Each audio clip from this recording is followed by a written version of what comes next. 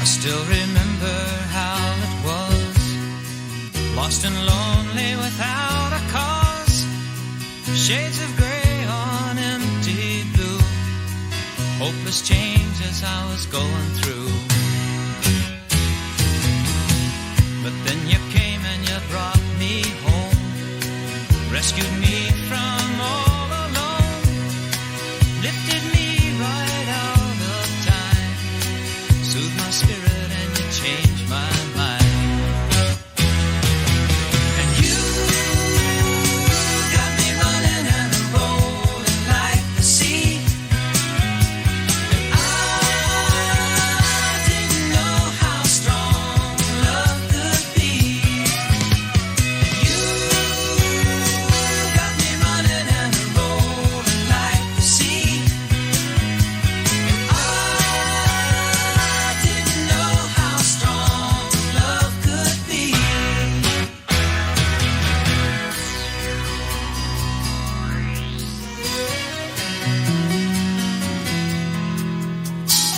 So hold me higher day by day, let your sunshine shine my way, let your rainbows fill my sky, take my hand and watch me fly.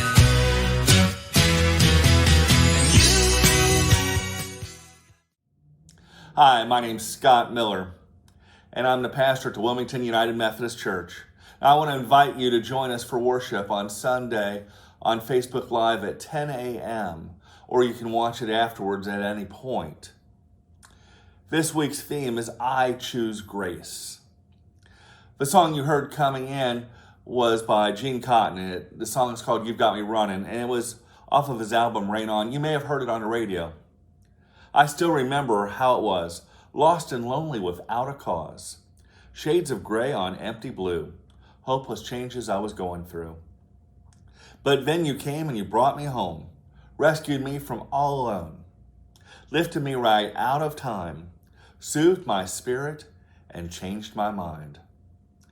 You got me running and I'm rolling like the sea, and I didn't know how strong a love could be. I first met Gene in high school at an event that I was part of a student leadership for, and he was the main concert and speaker for it. And then I got to see him both in concerts and worked with him in college in different events over the years. As I started working in churches, I built a friendship with him and continued bringing him in for different church events, both either for a concert or as a speaker. I've always been impressed with the way he showed God's love and grace just by being Gene. Gene has a knack of bringing along friends, both in the music industry and out of it, into ways that shows God's love in this world. Whether it's in local government issues, creating educational opportunities in his community outside of Nashville, or his long time investment in mission work in Nicaragua. Those are just a few. One spring, I got a phone call from him just out of the blue. Now, we had our pleasantries and checking in on each other, and his next comment, I remember it clearly, have you seen the news about Nashville being underwater? I said, yeah. Before I could say anything else, he asked, can you get a group of teenagers to come down and work with me to get some local businesses cleaned up and running again? Well, I had just had knee surgery and was recovering from it, but I made a few phone calls. Right away, I had a number of teenagers and 2 adults that were willing to go down and serve. 3 weeks later, our church sent a team down of newly high school graduates and some adults, and they worked with Gene to help get some businesses, local businesses in his area, back up and running that couldn't get any other help. God's grace is like that. When we least expect it, God is there no matter which way we're running. In the book of Acts in chapter 9, we read about a guy named Saul who was involved in judge and jury and execution of different followers of Jesus. Saul was traveling to Jerusalem, from Jerusalem to Damascus. And all of a sudden he was struck by light. And he heard a voice in his head, "Saul, why are you after me?" And Saul said, "Who are you?" And the voice told him that he was Jesus. And he said, "Go to the city and you'll be told what to happen next." At that moment, Saul realized he was blind.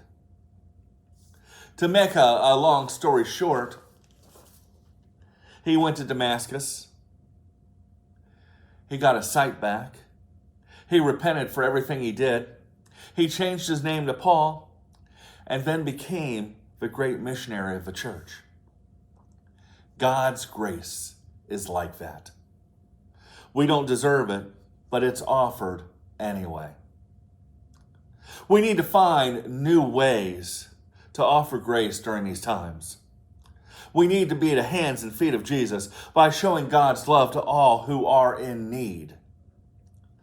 I hope you take this week and find ways to share God's love without any strings attached. Just do something kind. Let your actions speak. Imagine how we can change our community with some simple acts of outrageous grace. Now, I again want to remind you, you can catch our service 10 a.m. on Sunday on Facebook Live or after that. I hope to see you involved. I hope to hear stories about how you have shared grace.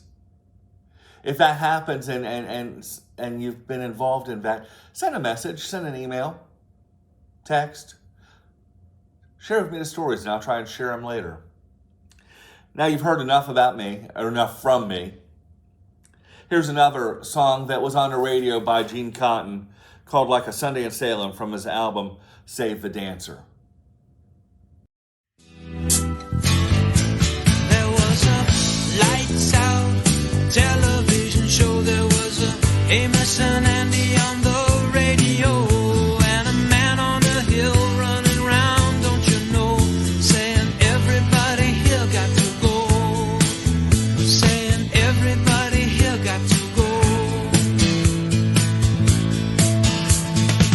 There were some people out in Hollywood, the words they had spoken, it was well understood, but 3,000 miles and for everyone's good, a man stood singing his song, dancing around all the tombstones. He said that a man, if he's living, would rather be dead. And he opened the eyes to the typewriter's lead, and he said,